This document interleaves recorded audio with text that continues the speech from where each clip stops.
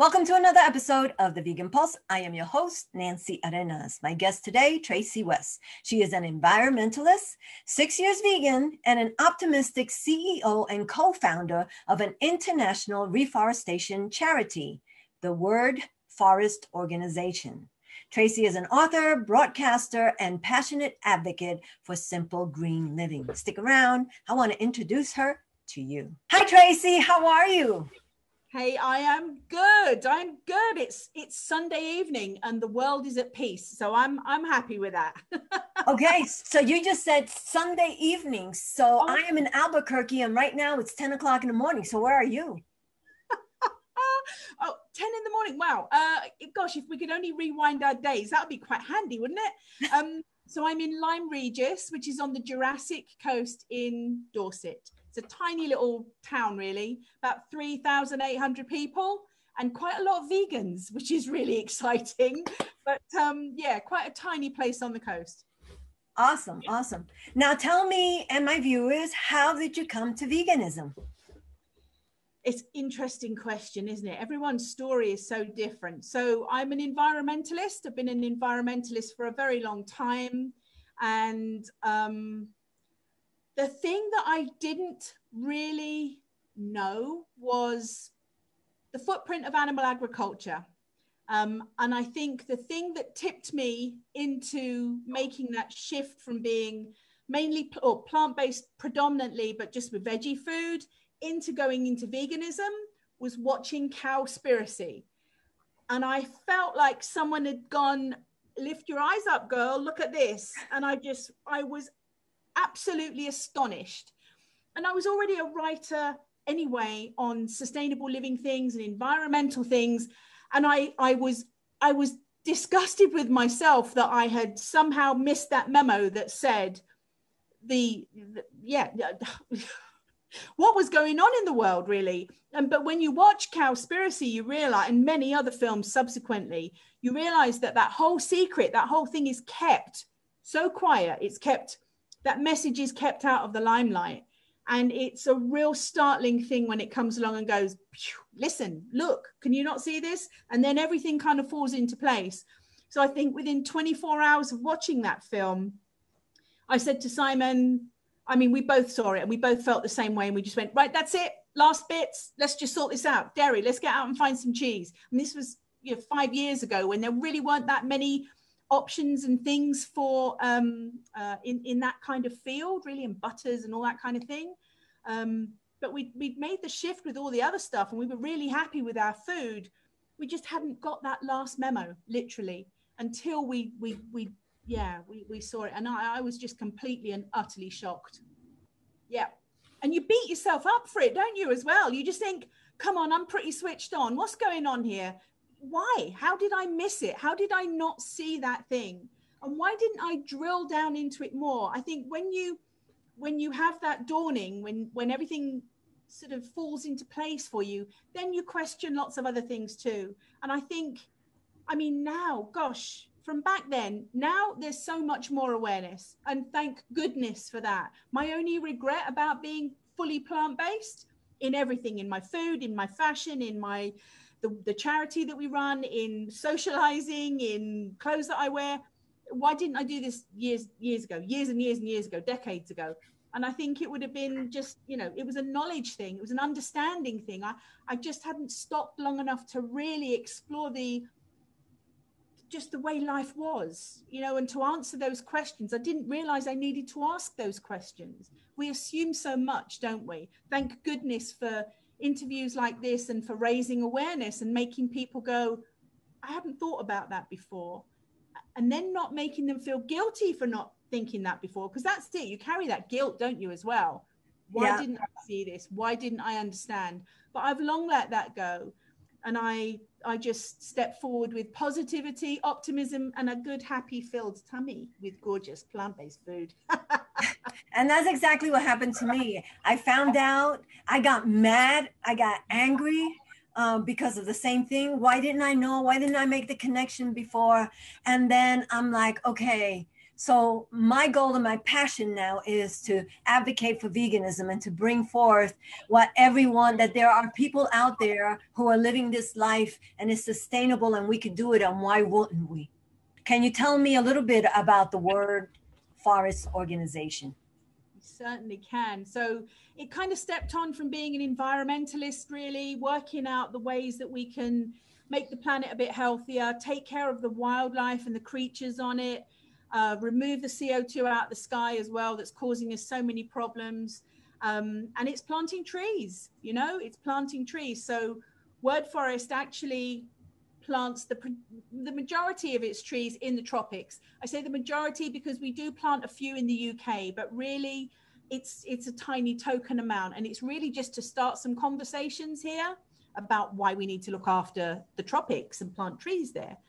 And the simple reason is trees planted in Kenya, so we plant them in Kenya, and trees planted anywhere near the equator can grow up to 10 times faster than anywhere else on the planet.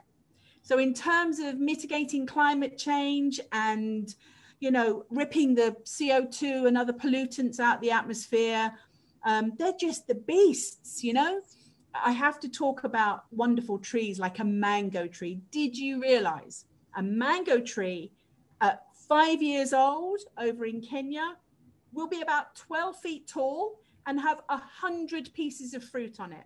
Wow. That's amazing, isn't it? There's another tree called a casuarina at 5 years old. It's like 25, 30 feet tall. It's huge. And they'll, on average, have locked in about 1/4 of a ton of CO2. So from the environmental point of view, they're amazing. But from a food point of view, they're incredible. You've got cashew trees, you've got moringa. Oh, moringa is like a tree full of spinach. Can you just imagine a tree full of spinach? It's amazing. Yum. And it's so good. So you've got food alleviating hunger, and with some education, which is the other bit. So we build classrooms and facilitate education as well.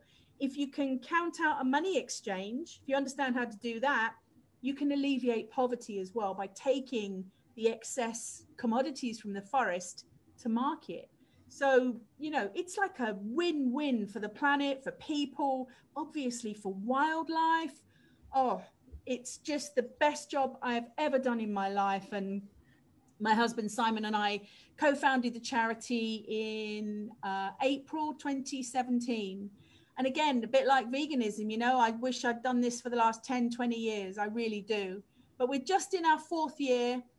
We've planted enabled the planting of about 1/3 of a million trees across Kenya, and built several educational buildings for schools, and done lots of women's empowerment and all sorts of things. And it's just a kind of a holistic raft of stuff that we do to make the world a better place. And it's wonderful. It's an amazing thing.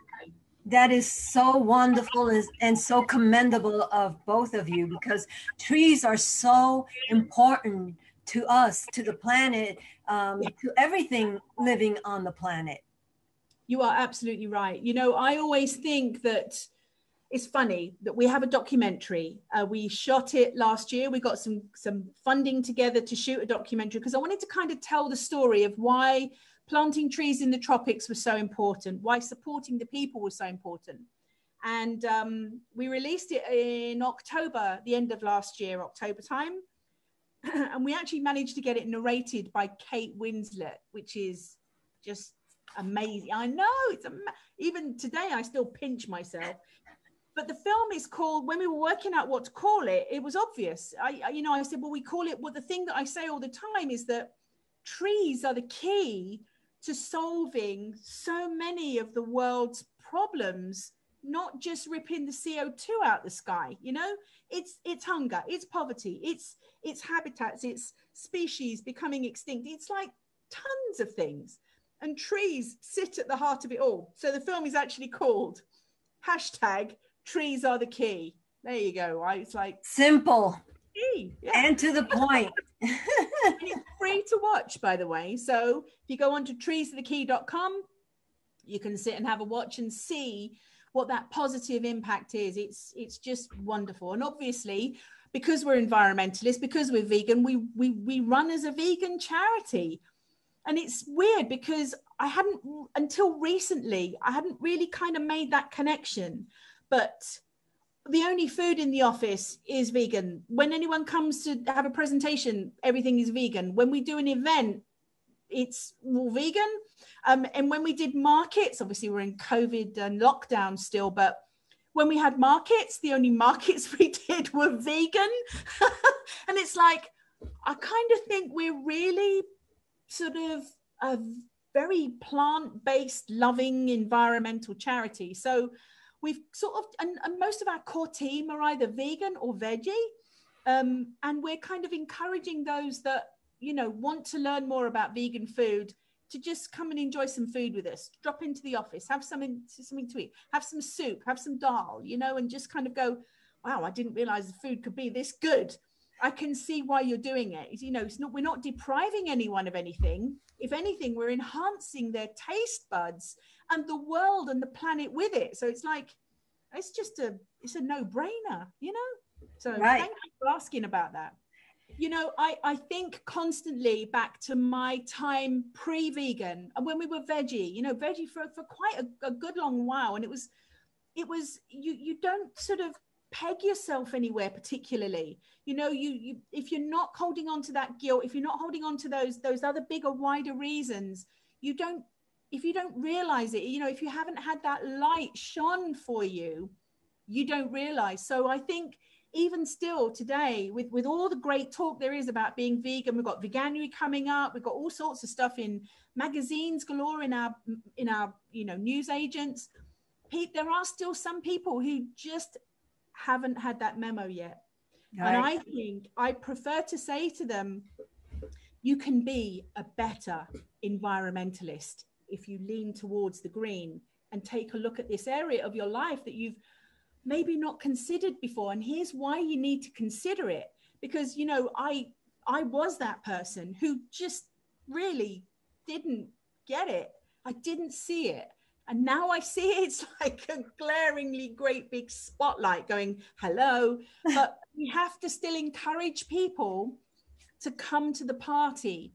Yes. I think we stand a really great chance of getting more people on board when we can tempt them with great things that they can do to enhance all their activities. You know, I have to tell you this. This has just reminded me, Simon and I went to a climate emergency conference last year or the year before, might have been the year before, okay, up in Birmingham. And we went there and I just was so excited because I thought we're going to be surrounded by people that are just going, yes, let's do this thing. And we were, and it was great until the food came out and they had this whole massive, great big table full of meat and fish. And there were, from about 200 people, they said, can the veggies and vegans just put their hands up, please? And there were like 7 of us in this room. And we all looked at each other going, this is a climate emergency meeting and there's meat on the table? What's going on?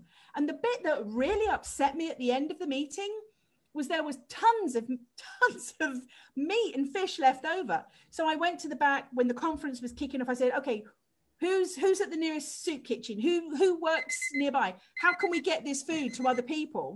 And they were all just saying, I don't know. And I thought, this is crazy. 60 chickens have died to make these skewer things. And there's just not that joined up thinking. And I was astonished. So there you go, an emergency climate conference. And they hadn't sorted the memo out about the food. We've still got such a long way to go, Nancy, haven't we? Thank goodness for people like you raising awareness in the way that you do. Bless you. Bless you. Thank you. I want to say it was a pleasure to talk to you. Thank you so very much for being on the Vegan Pulse, and we'll talk again.